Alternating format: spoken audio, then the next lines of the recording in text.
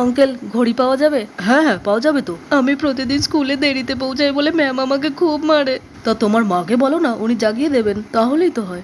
না আঙ্কেল, আমার মা নেই। আরে ঠিক আছে দাঁড়াও, এই দেখো এই ঘড়িটা 1000 টাকা আর এটা 500 টাকা। কিন্তু আঙ্কেল আমার কাছে তো এই 10 টাকাই আছে। না না না, ওই 10 টাকায় হবে না। ঠিক আছে আঙ্কেল, আমি রোজ এসে তোমার কাছে 10 টাকা করে জমা করে যাব, যখন 500 টাকা হবে তখন ওই ঘড়িটা আমি নিয়ে যাব, তাহলে হবে না? হ্যাঁ হ্যাঁ তাই করো। এই নাও, এই গ্লাসটাতে তুমি প্রতিদিন টাকা রেখে যেও। আচ্ছা ঠিক আছে আঙ্কেল। আঙ্কেল এই যে আজকেরটা। আঙ্কেল আজকের 10 টাকা। আঙ্কেল রেখে গেলাম। আঙ্কেল আমার টাকাগুলো ফেরত দাও না। কেন, হঠাৎ করে তোর কি দরকার পড়লো? আমি আমার বোনকে জুতো কিনে দেবো, ওর পায়ে জুতো নেই। আমি আমার ম্যাডামের মার তো সহ্য করবো, কিন্তু বোনের পায়ে কিছু ঢুকে গেলে সেটা আমি সহ্য করতে পারবো না। তাই ওই টাকাগুলো ফেরত নিচ্ছি, বুনুর জন্য জুতো কিনবো। আচ্ছা দাঁড়াও দিচ্ছি। এই নাও। হ্যাঁ হ্যাঁ চল বোন, তোর জন্য এবার জুতো কিনে দেবো আমি। হ্যাঁ আচ্ছা দাদা চল। আরে বাবু এদিকে এসো।